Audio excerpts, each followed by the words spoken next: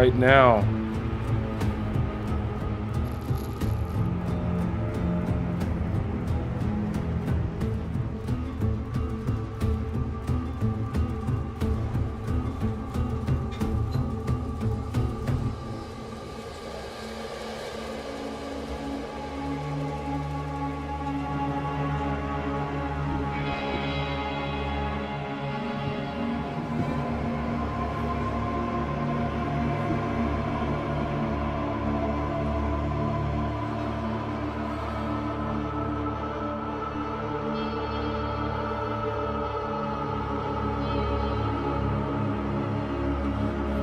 Alrighty.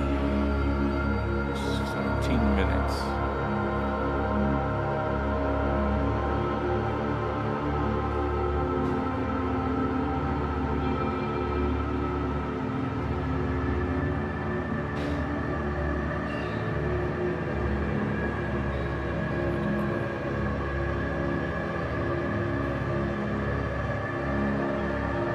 Hopefully the audio is coming through pretty good. Try to turn it down a little bit.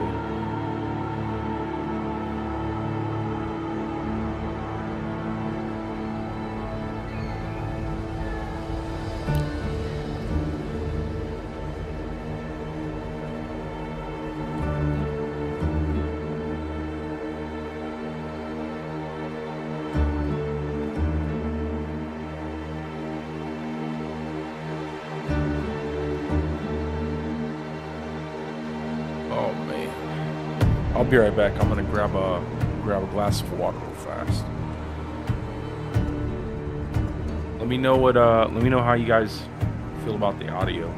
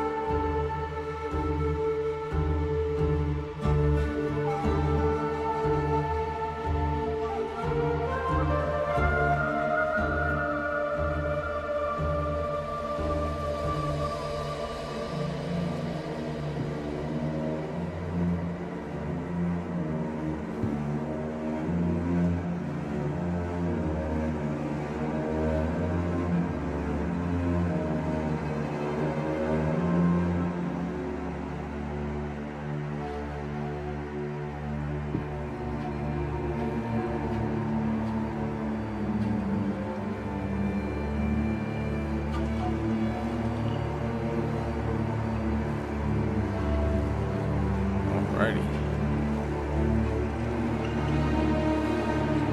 Turn off the closed caption.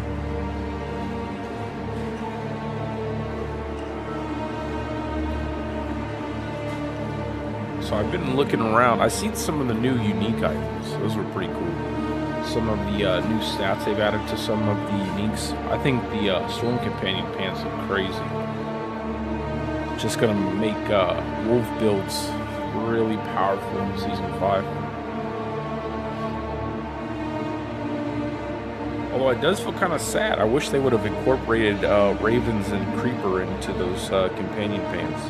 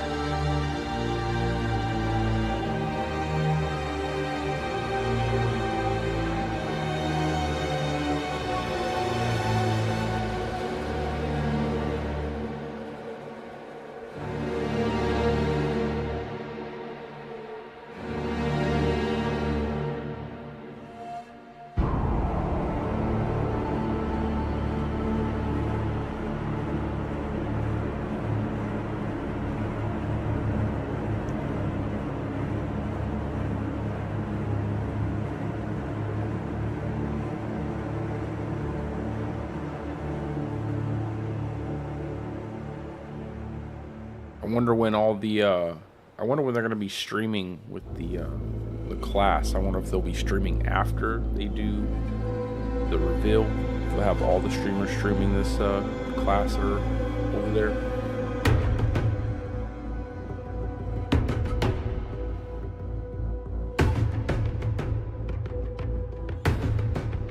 I like the class-specific weapon.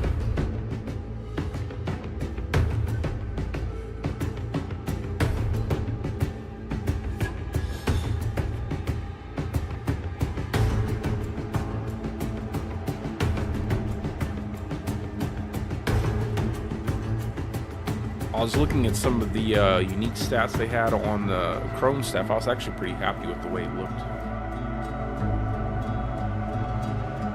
Seems like they're really putting a lot more effort into the unique items. I'm not a big fan of how they did the Mad Wolf squeak though. I thought that was kind of sad, losing that big roll of damage reduction. Flicker Step looks pretty good too. Flicker Step gives you like a 2.5 second cooldown after you attack now on your evade, plus you get a ton of ultimate skill damage. And I watched Rob's video on the new uniques, some of the things he took down, and I guess Bjorn Fang's tusks are going to be a unique ring now, which I think is going to be a pretty crazy setup with lightning storm gloves. Now that they're not gloves, you'll be able to have a set of grabs as well as Bjorn Fangs, and probably have a pretty powerful Cataclysm as well as, you know, powerful lightning storm.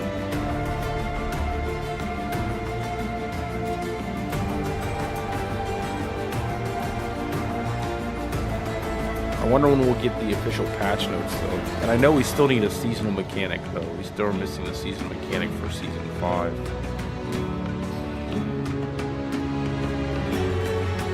I hope it's not just Infernal Horde mode. I hope there's some kind of additional power that we get with that.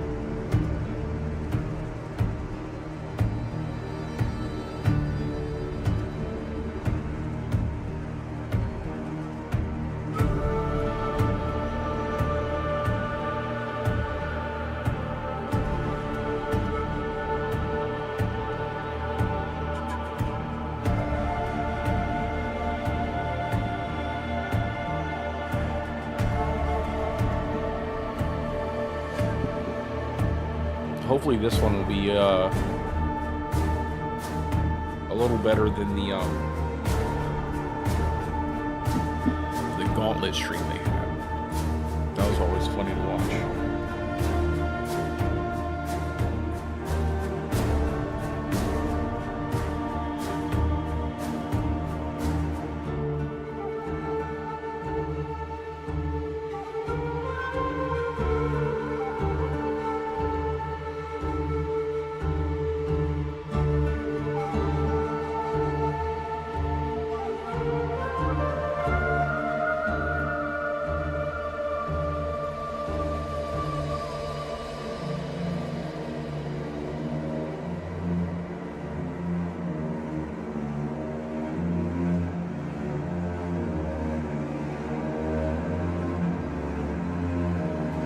It's gonna be cool to see the new class, but I'm definitely more excited to see the updates for Season 5. I want to see the official patch notes.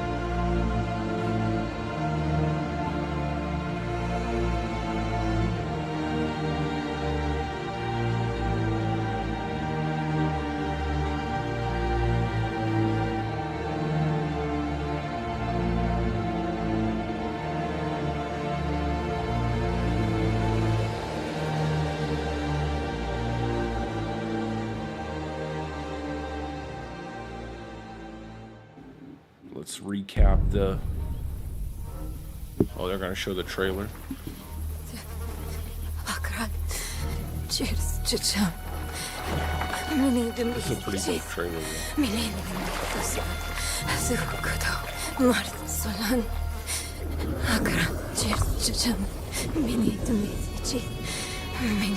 Boy, young one, are you all right?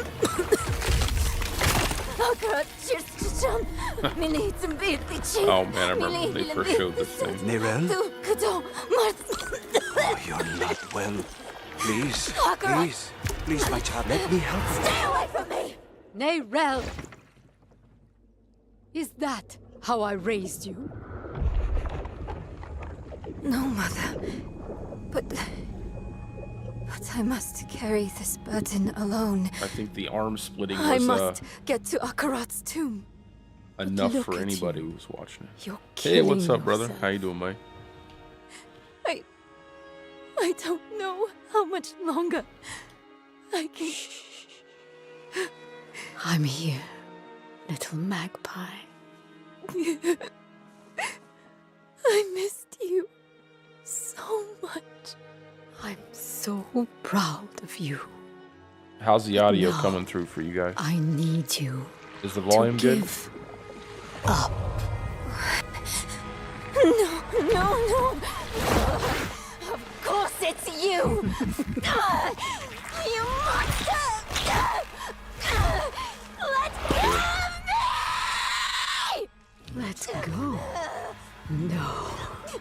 You made a choice. And I warned you, little magpie. There would be consequences. That's so dope.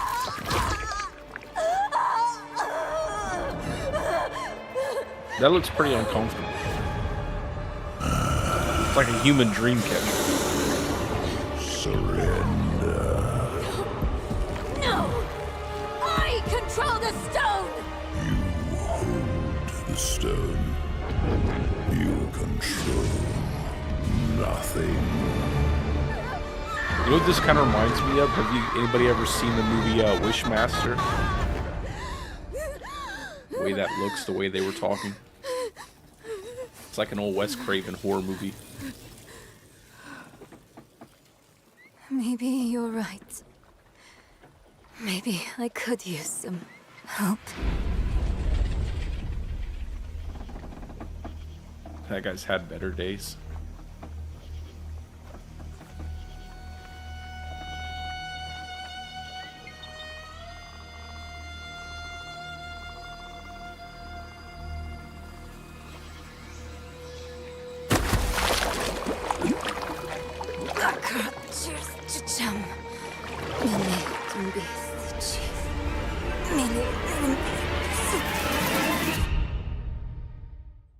All right. Hello, Diablo community. I'm Adam Fletcher, Community Director for Diablo.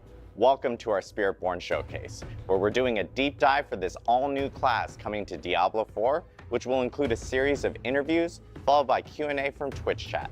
I'm joined here today with Game Director Brent Gibson. Thanks, Adam. We've been working hard to make something unique for Diablo, and we're finally here to actually talk about it. Brent, I can remember us at BlizzCon where we showed off our very first cinematic for Vessel of Hatred. Now we're actually here to showcase the Spiritborn for the first time. We're glad to have you back for the full reveal. Thanks. We've set out to make an all-new class that comes from the jungles of Nahantu, an apex predator with a deep connection to the spirit realm. So, without further ado, let's kick off this deep dive to the Spiritborn. All I know is the last time I seen that guy, we got pets Only a randomly. few among my people can become Spiritborn. As children, the most promising face judgment in the mist. Our trial begins and ends with pain. Those who are not called are culled. It's like For Spartans. the weak, all paths end here.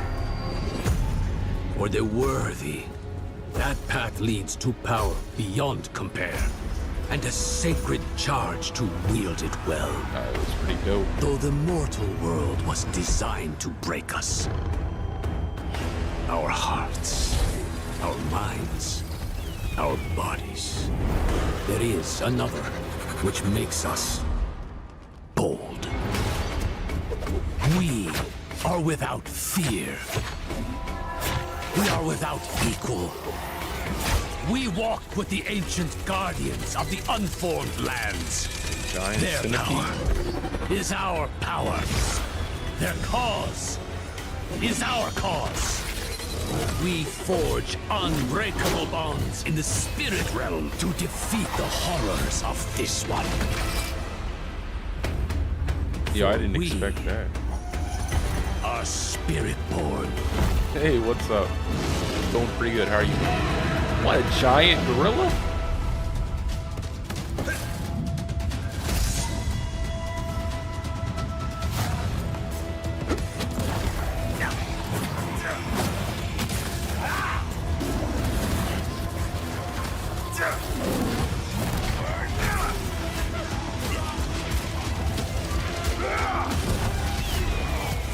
Okay, this is ridiculous.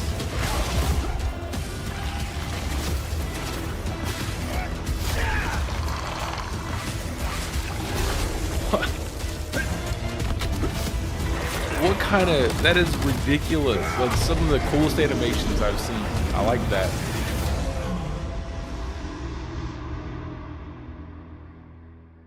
Okay, so are they going to update and everybody there it else's is, skills the first to look like at the that? Spiritborn, the apex predator from the jungle. Awesome to finally show it off, and what an incredible trailer. To talk more about the Spiritborn, we would like to introduce Eleni Rivera Colon, narrative designer on Diablo 4. Welcome, Eleni.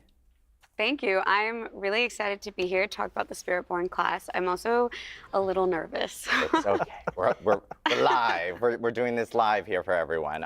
But obviously, Eleni, we just saw here in the trailer with the Spiritborn, and we saw a little bit about that spirit realm. Can you tell us a little bit more about what that spirit realm is? Yeah, so I mean, to put it plainly, the spirit realm is a place where spirits go. It's this deeply spiritual place that's a byproduct of Sanctuary's creation. So, as you may know, the angels have the high heavens, the demons have the burning hells, and we have the spirit realm. You know, we're hearing a little bit about the high heavens and the burning hells here, and players have actually seen both of those places specifically. Kind of like, what does the spirit realm actually look like for players? Yeah, we really love this concept that the spirit realm is shaped by humanity.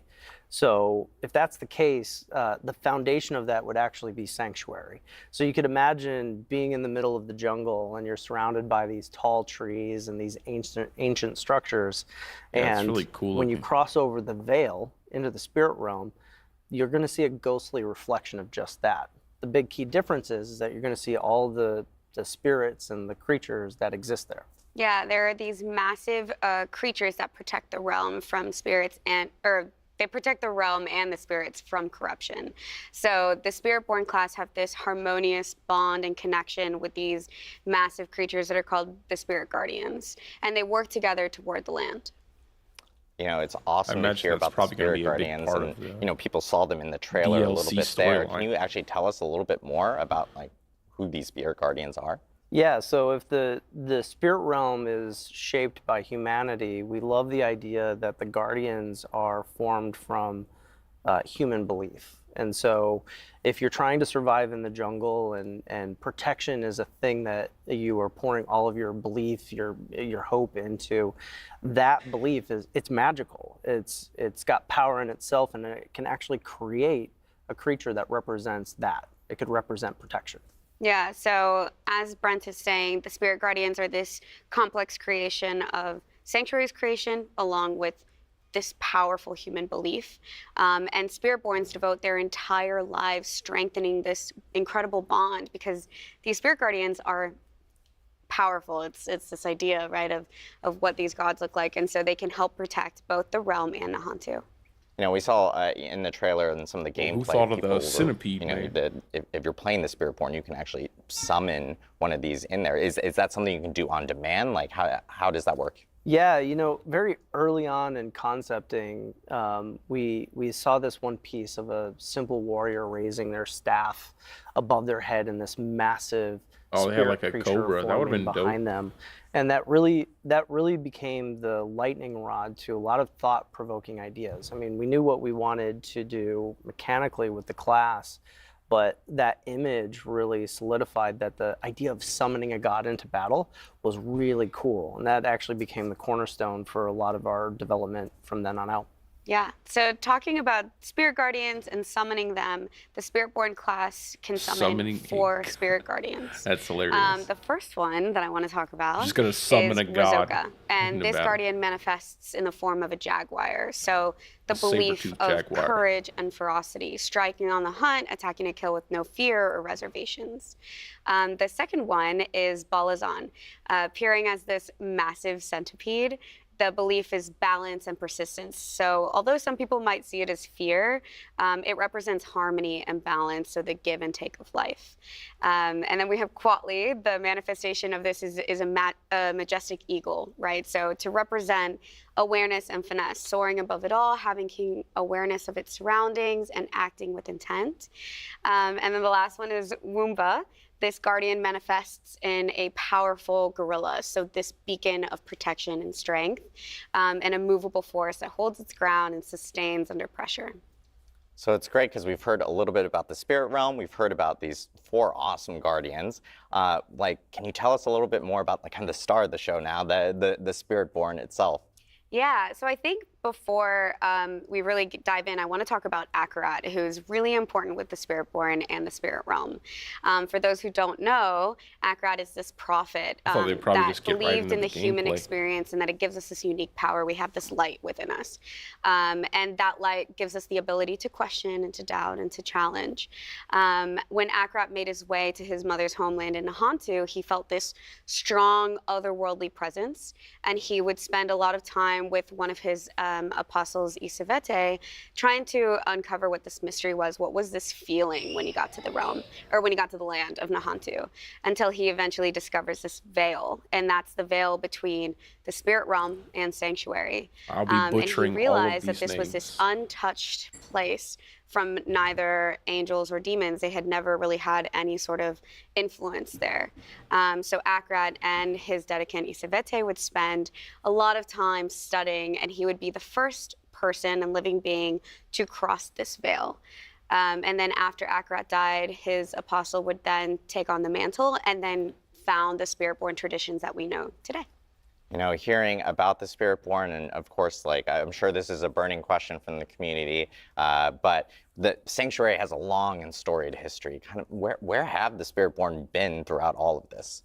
Yeah, so for anybody who around. knows the lore of Diablo, this region is no stranger to Mephisto, right? So if you go back to Diablo 2 and you look at the story there, his original soul stone was imprisoned in this place, and its presence corrupted the Zakarum faith, it corrupted the region, and the Spiritborn remember this. And so over the course of what's been happening in D4, they've decided to stay at arm's length out of fear that history might repeat itself. Oh. Yeah, so like I said before, this is an untouched realm. It's pure. This is something so sacred.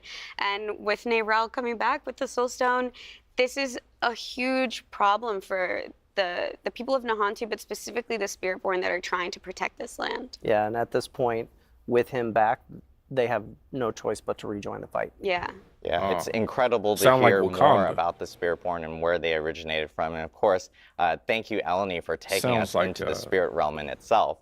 You know, we've talked about the new class and how that was created and what they've been up to. Next, we're actually going to take a look at how the art and concepts were designed. We watched the Avengers.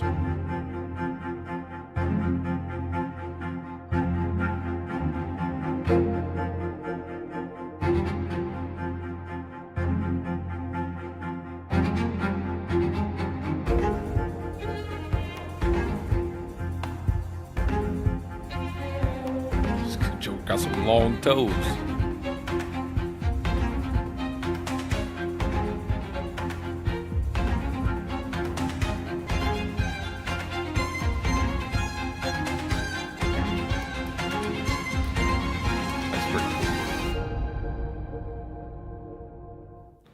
We are now joined by my blood brother, art director Nick Chilano, who is here to show us how the Spiritborn visually came to be.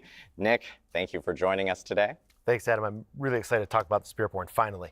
I know, it's been a long time coming. Been a long time coming. Nick, will you tell us a little bit more about like how this class came to be, especially from the art side? Yeah, you know, first of all, like that trailer, like what an origin story for a Diablo class. Like you got to go into the jungle, you answer the call, or you're cold.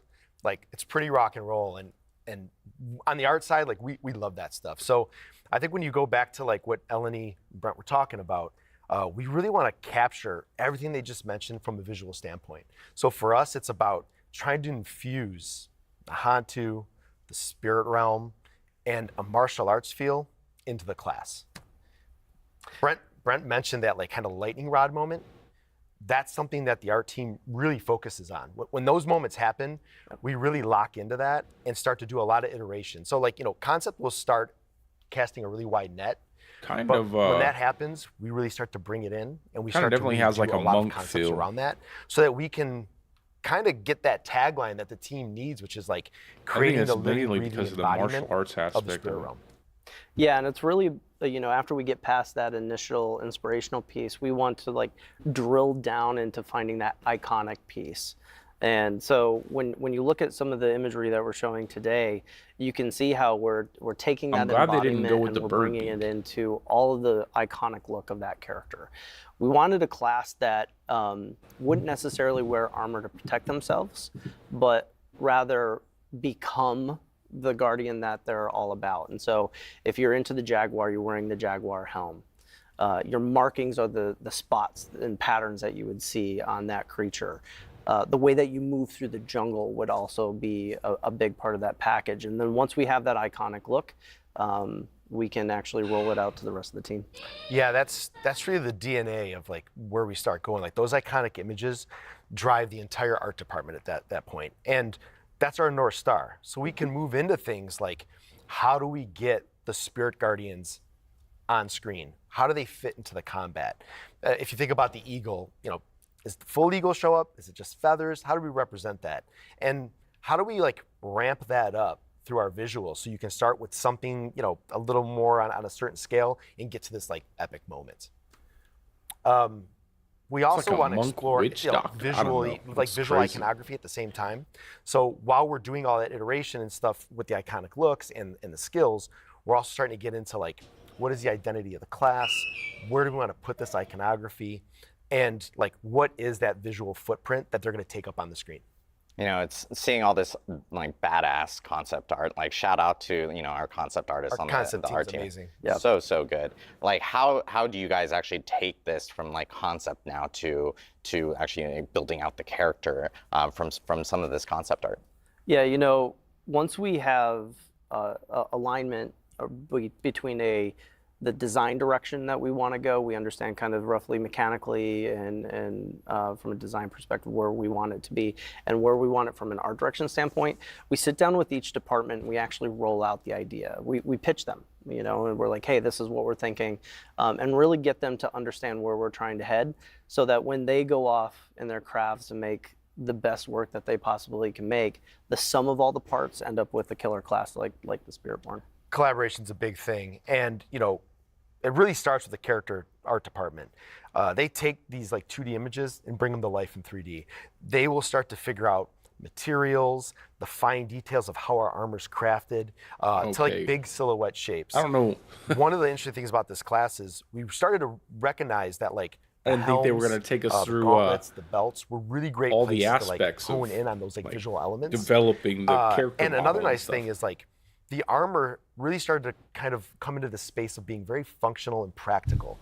You'll notice that like the legs are kind of open, the upper body's kind of open. It's because we're making a really fast, agile class. So we want everything to kind of line up. And like Brent said, like they don't need to be fully armored. They are protected by the Spirit Guardians. Their offense is their defense, and it shows when you play it. Speaking of fast and agile, we moved to Tech Art. Tech Art really is the team that will kind of find what our limits are and kind of allow us to break them a little bit. So they do a lot of range of motion tests. They're trying to figure out how we can get really dynamic poses, really dynamic lines of actions, and we want to push that because this class really needs us to kind of be in the spot where we're like kind of pushing the boundaries of what we've done normally. Yeah, it's awesome because like you guys mentioned like super like hypermobile class and so the apex predator in the jungle itself. Like how do you put that towards something like animation now? Like getting the character to move and kind of telegraphing that through that animation. Yeah, like one of the key elements here is making sure that we have a combat archetype that's unique. So if you take a look at the original 5 classes, each one of them has a very distinct style. And so when we're thinking about the Spiritborn, we naturally went to martial arts. And what does that mean for the movement through the jungle? And actually, I feel like we found a really good pairing there.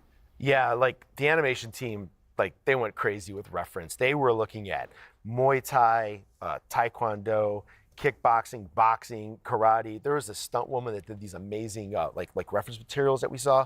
Interesting. And the really interesting thing here is we're not trying to like just mimic a martial arts style. We're really trying to find the best pieces of them and seeing where they fit. How can we manipulate them? How can we rearrange them in ways that make a really unique and interesting fighting style for the Spiritborn? Once the animation team has that, and I like think the Muay Thai idea would have been a pretty wide cool. range of options that they're looking at, they start to figure out like where it fits for each guardian. So, for example, the gorilla is blunt force, lots of strength. The jaguar is cleaves, multi-hit combos, aggression. The centipede is like open palm strikes for applying poisons and unearthing Yeah, it things definitely from the just ground. sounds like the monk. And the eagle is about really precision movements and repositioning on the battlefield. So like they nailed it when it came to that. You know, honestly, it's like the combination of all the things that we put together. We'd been talking about, it's like we've almost invented our own martial arts style for Diablo. And we'd been talking about this the last few days with all the people that we've met with. And they actually said, hey, does it have a name? And currently it doesn't. So like for those of you at home, if you got ideas. Check out the Spiritborn gameplay, and like, you know, if you have names, suggestions, like, yeah, we got to name ears. this thing. Exactly, we're all ears. That's right. Well, we've heard about, you know, concept, and we've heard about character art, tech art, and now we just heard about animation. I always call it kind of like the frosting on the cake, and that is kind of VFX, and that makes everything kind of pop a little bit. How does VFX actually play into something like the Spiritborn? I just want to see some of the at this gameplay point, with VFX it, is 'cause really it sounds like they're an the amazing monk to bridge me. between like gameplay and looks and similar. the visuals of the game.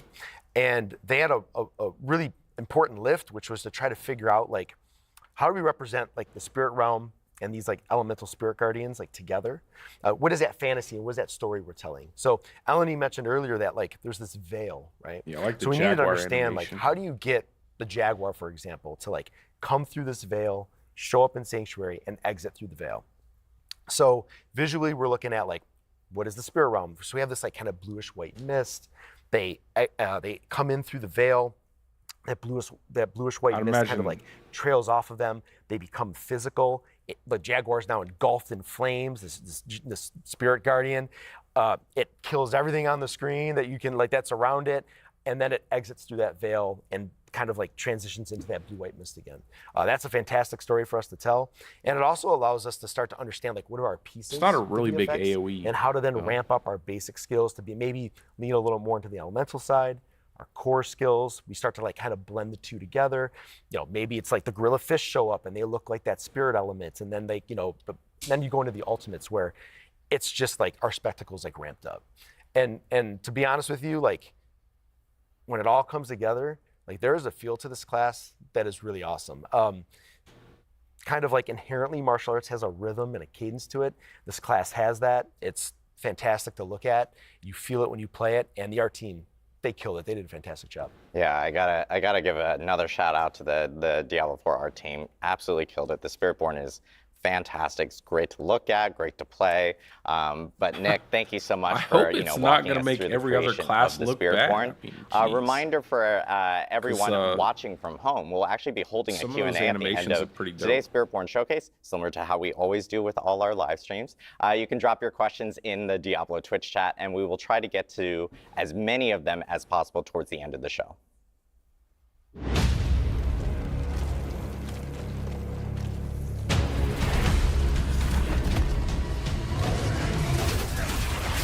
Back to this.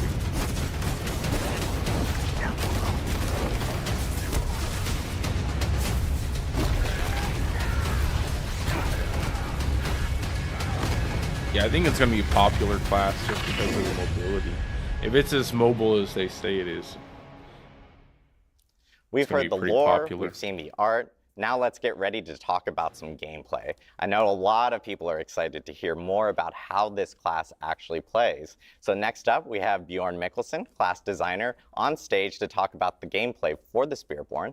Bjorn is actually here to tell us more about the Spiritborn's overall class kit and design. And later on, we'll get into some itemization, which I know every fan wants to hear about because itemization is, of course, incredible, especially within Diablo.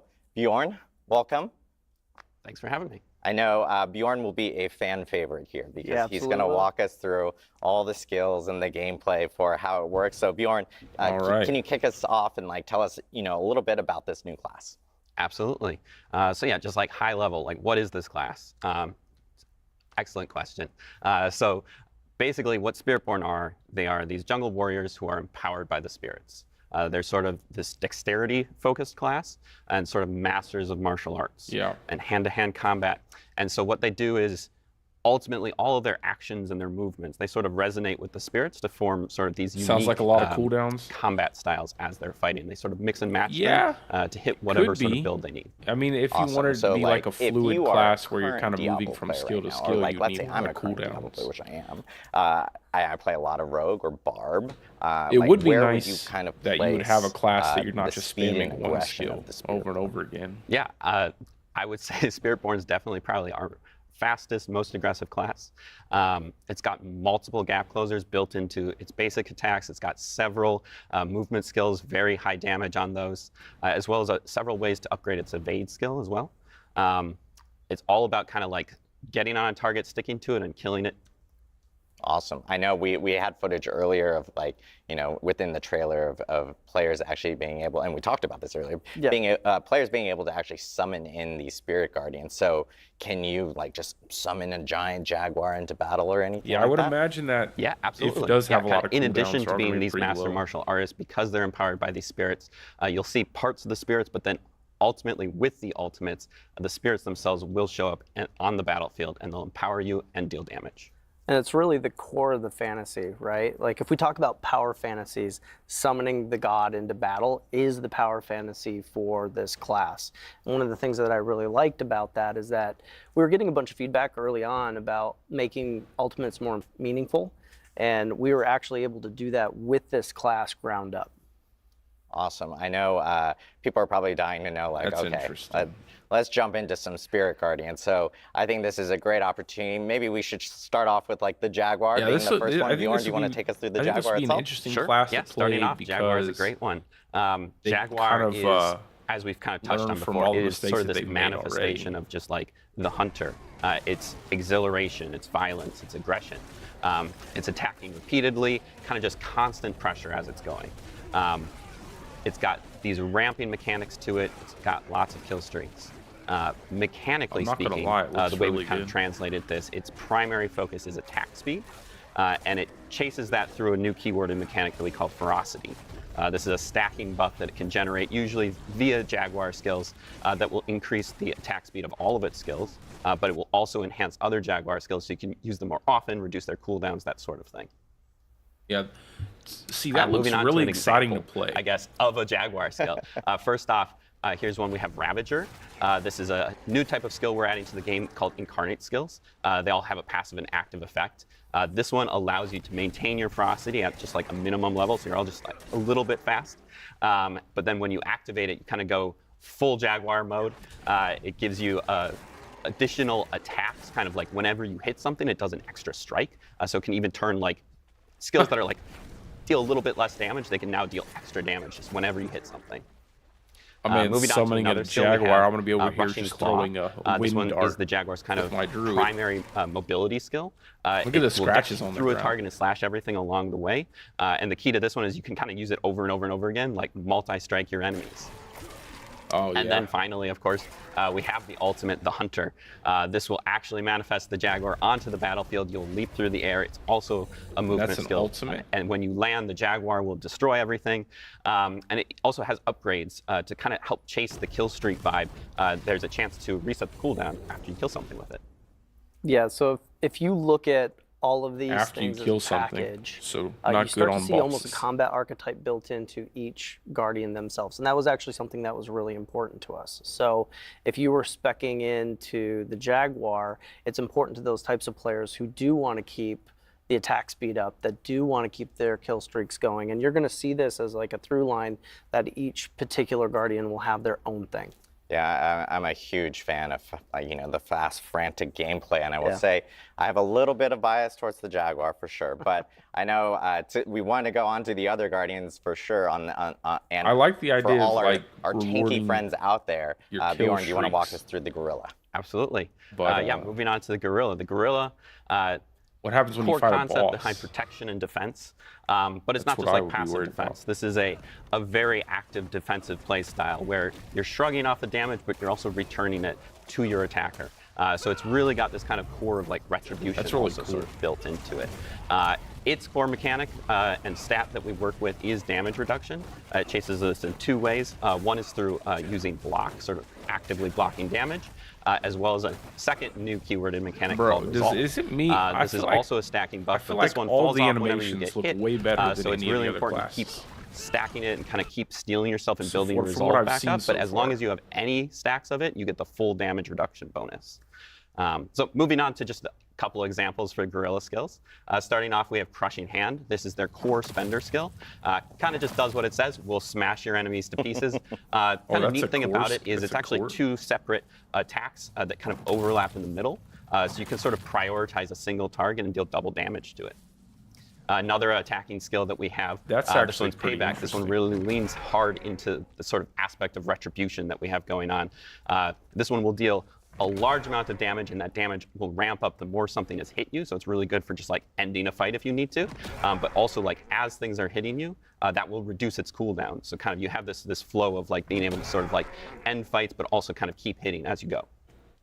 And then finally, again, we have the ultimate skill, bringing in the gorilla itself. The skill is called the Protector.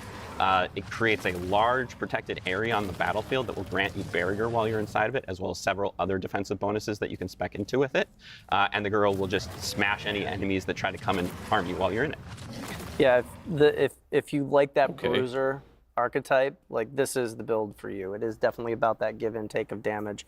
I mean, you'd said it earlier. Anyone who's been looking for a tank or a tank-like build in Diablo, this is the one that you're going to want to spec into as a part of your kit. Yeah, it sounds like a really unique way of being able to, especially for tank players, to like bring damage to enemies Why are they and stuff saying like that. tanks? Which is Like no one so wants awesome. to. Like So next the game doesn't onto our open third itself guardian. to have like a of course, we dedicated have tank. the eagle. Bjorn, do you want to take us through the eagle? Yeah, so the eagle. Unless there's something in kind of soaring above it all, we've got this expansion that we don't know guardian about. that represents precision and accuracy and kind of finesse. Its ability, its freedom of movement, like a lot of the movement that the class has is very aggressive, very in your face, and the eagle really is able to kind of take that to another level and kind of go wherever it wants. In addition to that, it can also sort of like extend its attacks to sort of pseudo-ranged playstyle. Allows it to really like prioritize a target and sort of like hit from anywhere. So its core stat that it cares about is movement speed. That allows it kind of, like I said, able to kind of go anywhere it wants and sort of tactically reposition on the battlefield. I can already think and it also has what several DJ ways would to probably sort of play that. amplify its evade skill. It just you know, looks adding like damage, something. that sort of thing to it. So moving into just a couple examples, we of course have to start off with Soar. This is sort of Spiritborn's premier mobility skill. Takes you up into the air, out of the battle for a second, able to dodge mechanics with that if you need to. But also, because the I eagle wonder is how all that'll about work kind of with those the big controller. impacts as well, it will create a feel like target that's, area where you're going to come down and make those probably enemies gonna be better vulnerable so for that a it just keyboard and amplifies the mouse. damage when you land. Moving on to another example, we have Razor Wings. This is a damaging skill for the eagle. This one has kind of this cool back and forth where it sends it out, allows you to hit something at range, but because it also returns to you, it sort of rewards you for the tactical positioning on the battlefield, so you can sort of line it up so it'll hit different things as it comes back.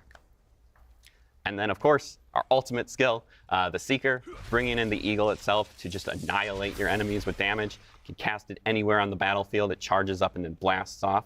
The blast can be upgraded to be a guaranteed critical strike, and while it's on the battlefield, it will also make everything vulnerable for you. This is also like one of the first ultimates that we have, which will have multiple charges, so you can kind of use it back to back or like prioritize a target with it, and there's like a lot of player agency with that. Yeah, I Yeah, can this definitely is see really the for core that skill tactical being player. something that I. You know, where positioning is super important. Depending on what you don't aspects they necessarily have. want to be constantly in the fray, so you still want to output that damage. Maybe you want to put it in a particular place in the encounter, but you can do it by going in and then you can get right back out. So for those players who really like that tactical positioning, that's what the eagle is for. Yeah, it seems like the eagle gives you that extra I'm going to freedom assume of, you can and, mix some and of these mobility, together. so you can kind of move in and out, especially with things like Soar, which is sick to see for sure. One of my So favorites. unique for Diablo 4 for sure on that end. Last but not least, of course, this is probably our most unique Spirit Guardian, and probably one that I'm sure The a lot of people are centipede. like looking at and going like, oh, this has got to be crazy, and that is the centipede. So Bjorn, how's the centipede play out? Yeah, so moving to the centipede. The centipede's very unique.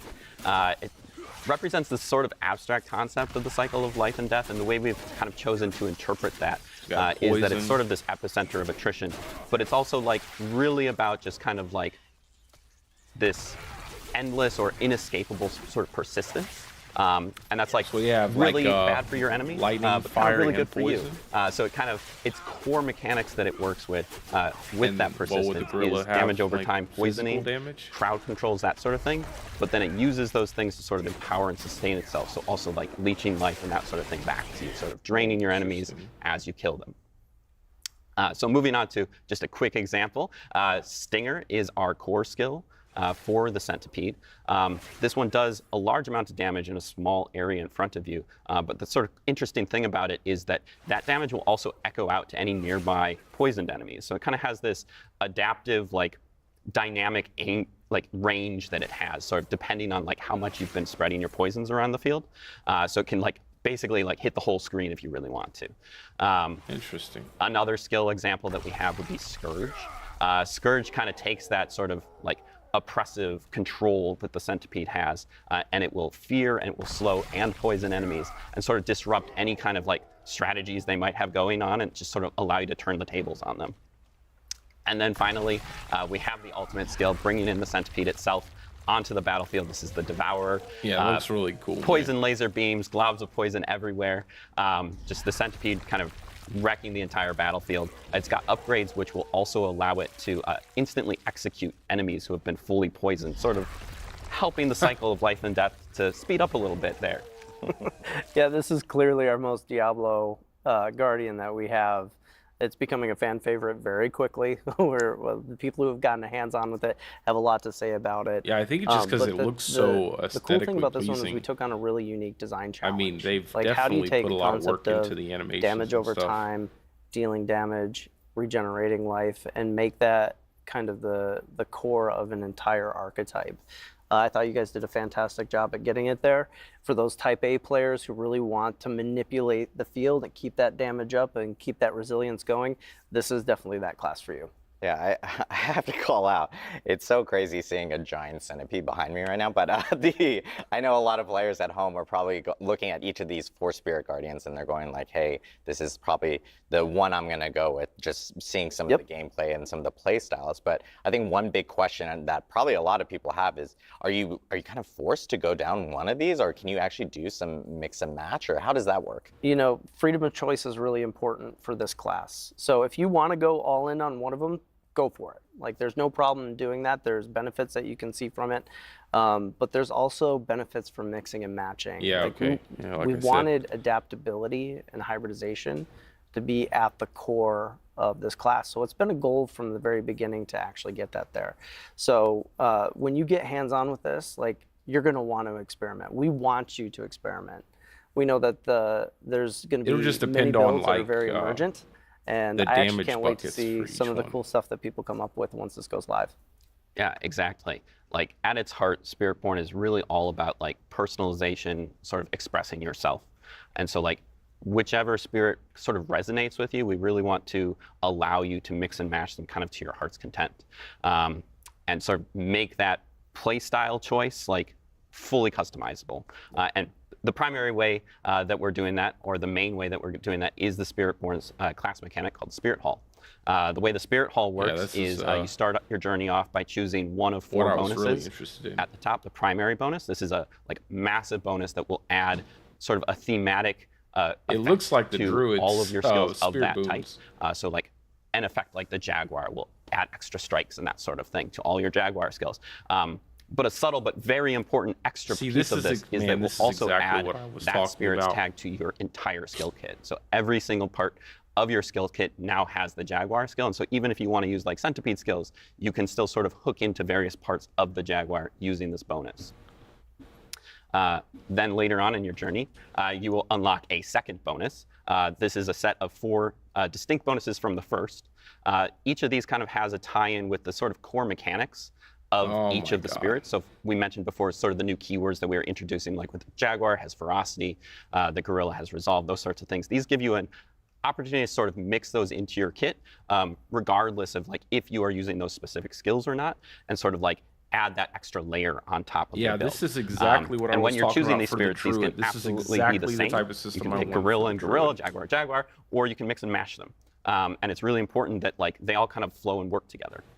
So if you look at the nesting doll effect that we have of your skill tree, it just allows you to be hyper hyper-specific. This can get complicated very with your quickly. build if you wanted to. And so one of the things that the team took on was this idea of finding what Or I should say resonates most hyper-specialized. with each guardian, and how do we create some level of overlap so that we can have some synergies between all of them. Yeah, exactly. As we hit, like each of these has like very clear themes, right? You've got the jaguar with its attack speed, you've got the gorilla with its protection. You can definitely build into those, but it was important for us to sort of establish that these spirits, they don't exist like in isolation from each other. They have overlap. They have things that they both care about, and that allows us to sort of create these very hybrid-esque builds that work together. You know, just like an example, right? You've got like the jaguar is a hunter. It's all about aggression and kind of chaos, and that's a thing. It loves that. But as a hunter, you're also sort of providing, you're also sustaining yourself, which is a thing that the centipede also loves to do. And so they both care about healing, and they both have like different hooks that they can do for that. And so you can really like, if you're looking to get more healing into your build, you can add some centipede, you can add some jaguar, mix them together, you can make an entire build about healing that is centipede and jaguar. These aren't like prescribing ways to build, but they're more so just like, they're overlapping stats that allow them to sort of communicate with each other. So just a couple examples. I hope they show like a breakdown we have, for instance, if you want to build like the gorilla, gorilla's a lot of protection, jaguar's a lot of sort of chaotic, constant damage. So when you mix those two together, you get this sort of like semi-tanky brawler who can just kind of go toe-to-toe with anything. And they sort of like dip into the stat of dodge, because dodge is a little bit inherently a slightly more RNG, a little bit more chaotic, kind of jaguar, but it also kind of has that damage mitigation. And so you kind of combine them together and you have this very like retribution, but also fast-paced playstyle. Another example would be potentially if we think about like the centipede and the eagle. The centipede's all about sort of debilitating your enemies and like making them weaker, and the eagle's all about like kind of finding those weak points and like getting these high damage, you know, bursts off.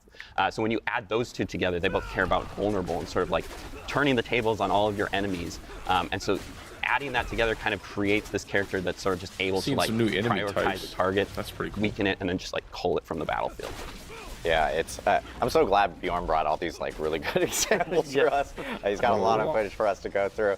Seems like there's quite a few of the same It's awesome to see all these skills and how they work with the actual spirit guardians. And of course, the big popular topic that comes with every single class is itemization. And I know we have a lot to talk about. I would have liked to have seen that. And some uniques as well. So seen what they had there. Bjorn, Brent, like how does itemization work with Spiritborn?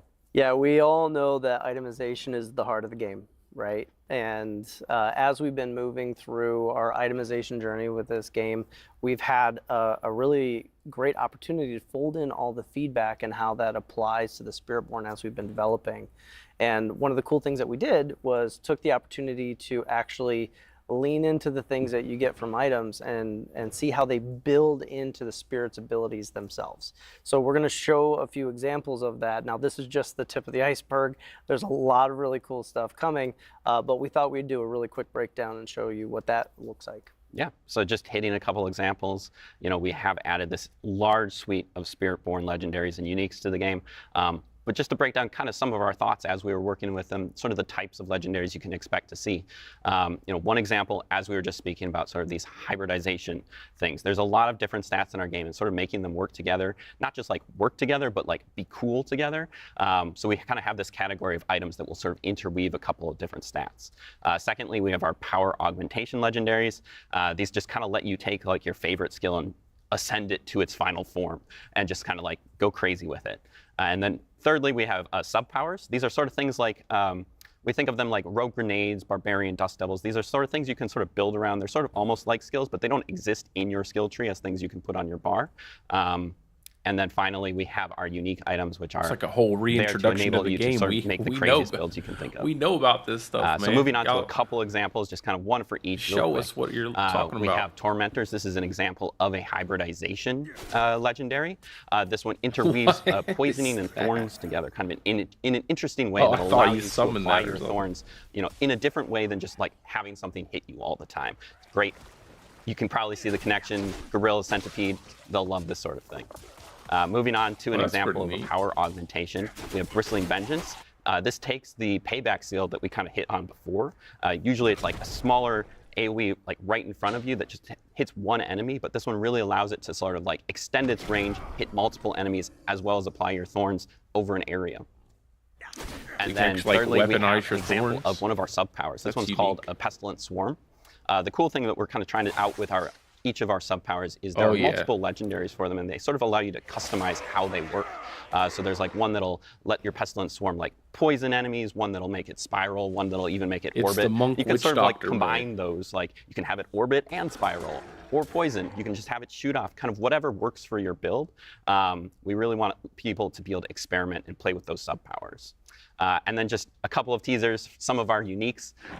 These are some unique boots that basically allow you to override your evade skill with soar, just get the ultimate pretty amount cool. of mobility you can think of. The neat thing about that is also that it allows you potentially like to take soar off your bar. You can't let it go, but you at least kind of get to keep it with you in that evade slot. And then another example would be our unique quarterstaff. Which is one of the 2 weapons we're adding with the Spiritborn. This one sort of allows you to ramp up your basic attacks. Spiritborn's basic attacks are a little bit special. They're kind of really cool. They're these 3-hit combos, and each 3rd hit does like a special thing. And this specific unique basically lets you get that 3rd attack all the time. So then we have to take their 3rd attack and make it a triple version that almost turns them into a different skill entirely. Yeah, this is awesome. Seeing I like all that. the I like couple stuff of like examples that. of It's uniques. As Brett mentioned, this is just kind of like transformative, the looks unique tip on of your the iceberg. screen. I personally would take I feel the like sword every boots all unique day. item needs to be like being that. able to use soar as an evade is absolutely amazing.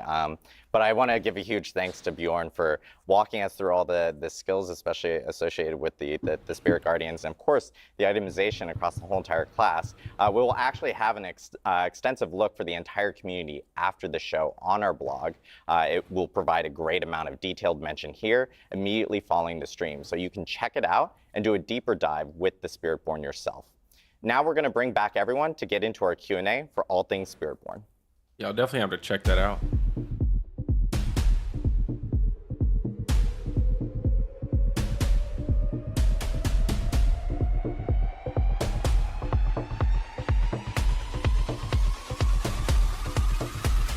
It looks like a pretty interesting class. It definitely makes me feel like it's just like a monk witch doctor hybrid. I like how they've thought out some different ways to utilize some of the different stats in the game in different ways with it. Like the idea that you can use your thorns as like an offensive ability. I think that's pretty cool. The unique items look pretty cool too. Changing your evade in a meaningful way, that's pretty dope.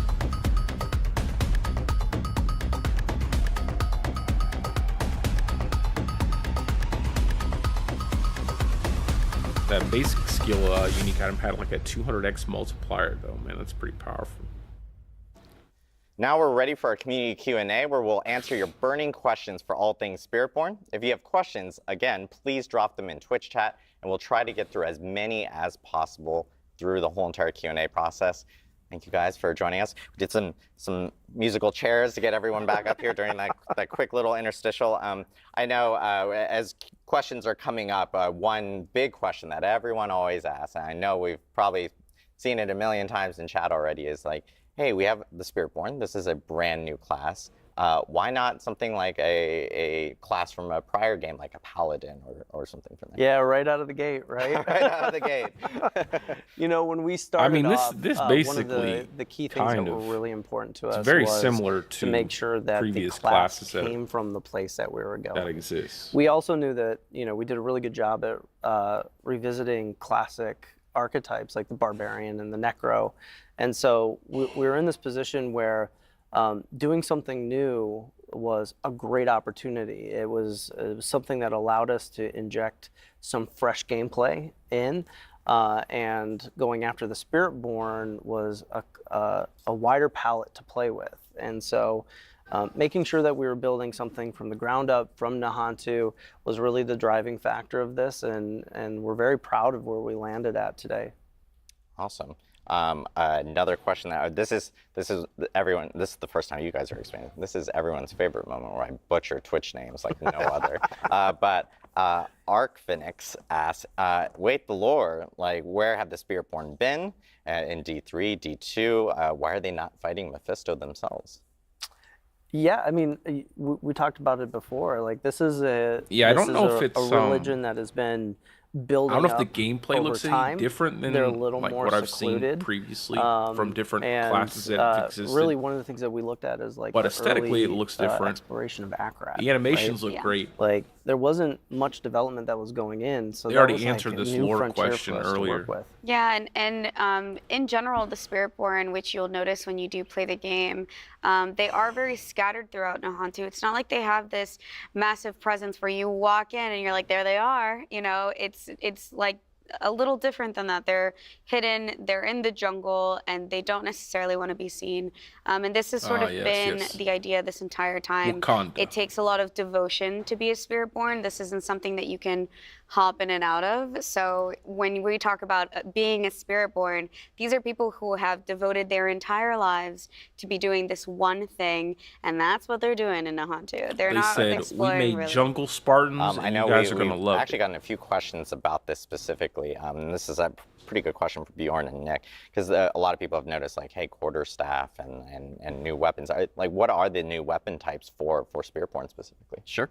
Yeah, Spiritborn's bringing 2 new weapons with it. First off, we have the glaive, kind of its premier weapon that you see in all the key art. That's really the weapon for like a hunter. It's great for like taking down priority enemies. It's got built-in elite damage. But how many sort of weapon thing. slots does And it then have? the second weapon we're adding is the quarterstaff. This is a faster weapon that they can use to even sort of like add like block chance and that sort of thing to it. So it's almost like a little bit of a pseudo-defensive weapon, but it's also got very high attack speed. Yeah, from a fantasy standpoint, it was really cool to like try to create weapons that made sense for, again, like Brent mentioned, like where the class is from. So like, you know, a glaive makes a lot of sense for like cutting through the jungle, you know, being an aggressive weapon, being an attack-based weapon. The quarterstaff is really cool because it's like, you could imagine like, how do they train with this? They probably found like really strong branches from like trees that were really important to them, and they start to like train with that, and eventually they kind of start to perfect that craft and that bow staff. So there's a lot of really cool fantasy that we can like, the art team can really dig into. It also looks cool. Like just to be frank, like if we're talking about a martial arts class, like having the bow staff or the glaive, martial arts really class, like some of with those the key bow poses staff? that we got with the martial like arts stuff that we put into the game. Maybe. I mean, it looks really good. Yeah, it's awesome to see like new weapons for the Spiritborn with Vessel of Hatred. So another question that we have here, this is from Bucko351. Easy name. Question, what's the difference between the Spiritborn and the Druid class? The Druid class currently has bonds with like the stag, the wolf, the eagle, and the snake. Like what's one's kind of the a changes very between hefty that fella, like and one's I mean, not a hefty when it comes fella. to the Spiritborn, you're not necessarily turning into this animal that we're talking about. This is a spirit guardian that lives in the spirit realm, and you're channeling this spirit guardian, and the manifestation that we're talking about is what comes out. So when we talk about like ferocity or something, that's something that you see in the jungle, right? So you have this jaguar that's recognizable, and that's this manifestation. It's but where jaguar would look really dope. So if we had a different belief, then it would manifest in a different way. Versus the druid, you sort of really encompass the entire animal. And you see that in the gameplay quite a bit, where I think, Nick, you were mentioning before, where it's like, yeah, I have this bond with the centipede. When I call him in, I call the centipede in to deal with this side of the combat, and then I go off and I start managing the other side of the combat. So you really see this like combat partnership between the Guardians and the Spiritborn, which is incredibly unique. I don't really get that sense.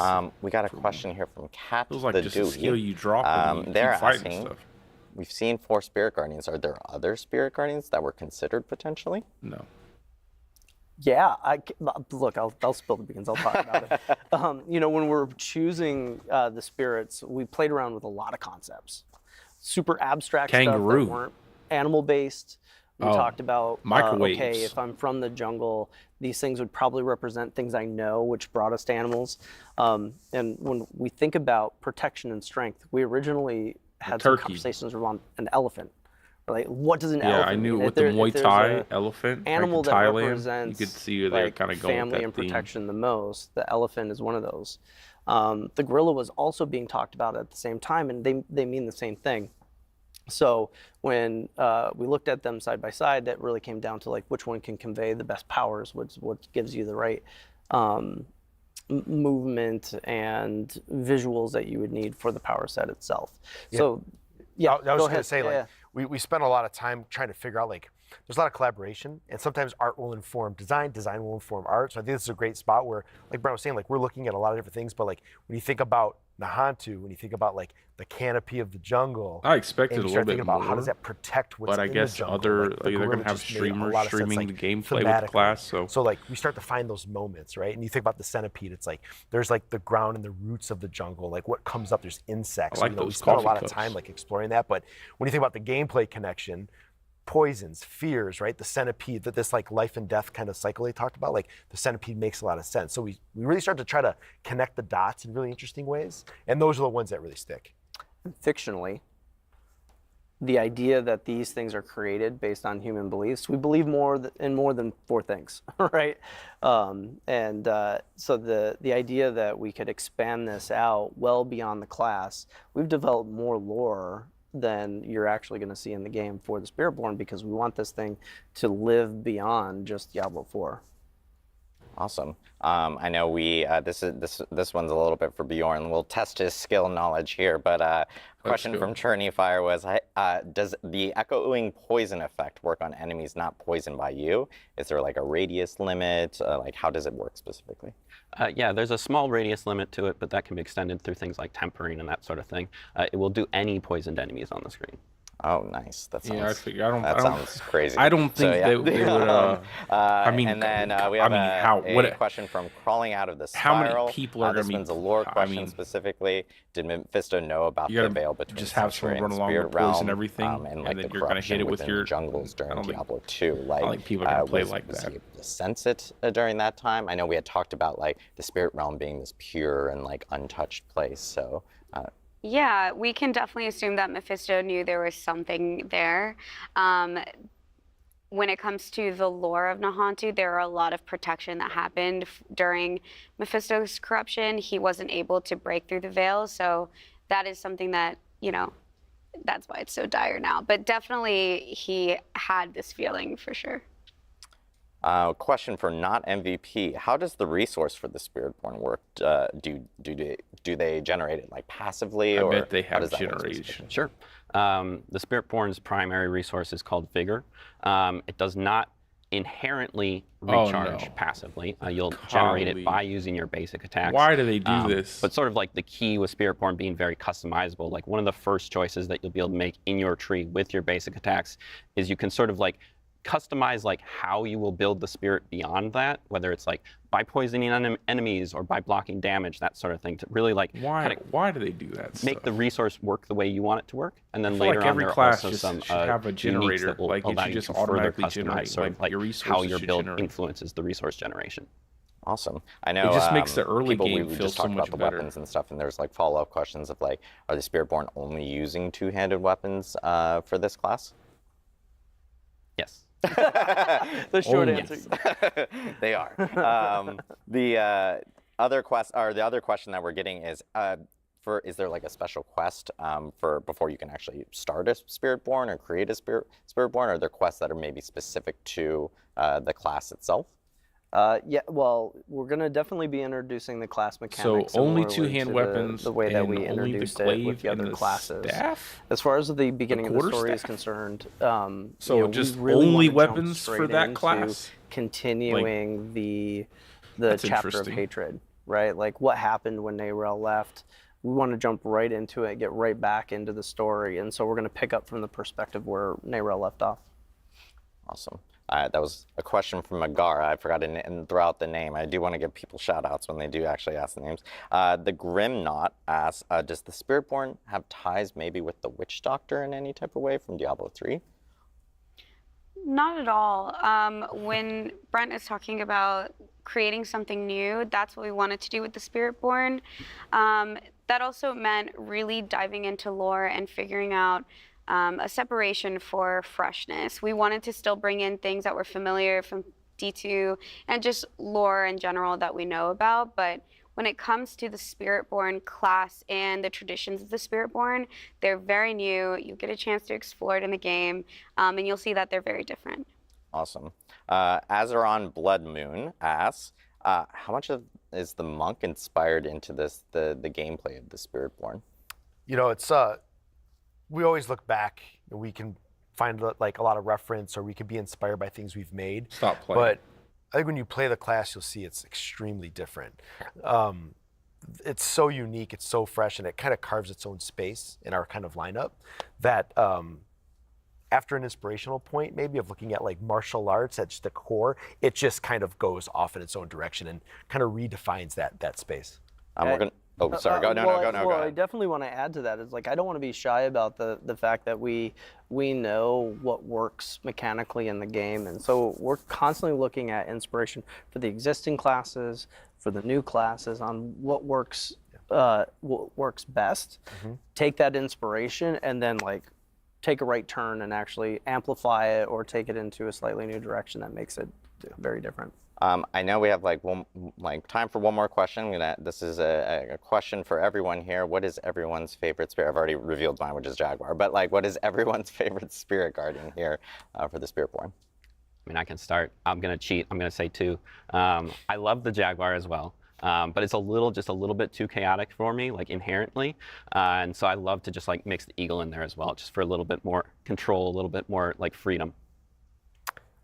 Gorilla. I mean, when I saw it show up on screen, beat its chest, and it was just awesome. It was like, that's it. I knew it. We're like wrestling buds, you know, where we talk about wrestling all the time. I'm not surprised Nick is about like the gorilla. Not surprised. My favorite guardians are Quatli, the eagle, and Balazon, the centipede. I just love the poison, and it's sick. Like, it looks crazy. Yeah, for me, Jaguar, like it started with that iconic piece. Yeah, sorry, we're gonna have to share a little bit. Dang, nobody likes a centipede. But who knew? The movement. Nobody would like the centipede. It's such a pace changer for the game. Got no love. Like once you get into it, it's got a very addictive flow, and so I'm all in on the Jaguar. Well, it's awesome to hear everyone's favorite Spirit Guardians. I do want to thank you all for jumping in for this Q&A. Before we do close out the stream, we did want to let everyone know that we'll be sharing more about Vessel of Hatred at Gamescom this year on August 20th. But you'll actually have a chance to attend Gamescom yourself and play the Spiritborn in person. We're actually sending 5 lucky players to Cologne, Germany to play the Spiritborn at our Gamescom booth in person. That's pretty cool. Make sure to check out our Instagram at PlayDiablo and read our blog for full details on the contest after the show. Well, that was Everyone on the pretty Diablo team is incredibly excited for you to check out the new class coming with Vessel of Hatred on October 8th. And of course, you can pre-purchase the expansion now. The different animations. Stick around to check out our Diablo creators, Rax, Woody, Macro BioBoy, and Fame. They're actually upstairs right now, streaming live here at Xbox Studios with Spiritborn gameplay. Also, shout out to Xbox Studios for hosting us. We really I'll have appreciate to go check out their stream. And of course, you can check out Kind of Funny Games. But it definitely looks like a lot like the where Monk. they'll be live chatting with Rod Ferguson, with a little bit GM of the Diablo Witch Doctor franchise. theme there. Brent, Eleni, Nick, Bjorn. It's going to be interesting to thank see you how for the class being here plays to in an walk early us game through the without any Spiritborn. spirit generator. And thank you all and everyone at home for Without tuning in. passive We'll see you in generation. Nahantu.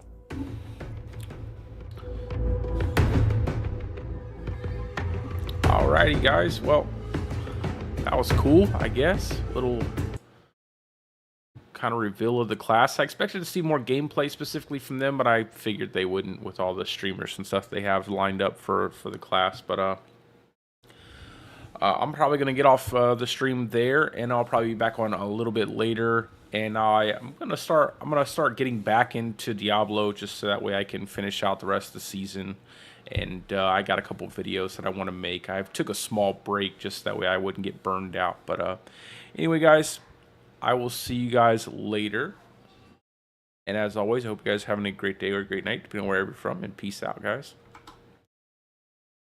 Thanks for stopping by.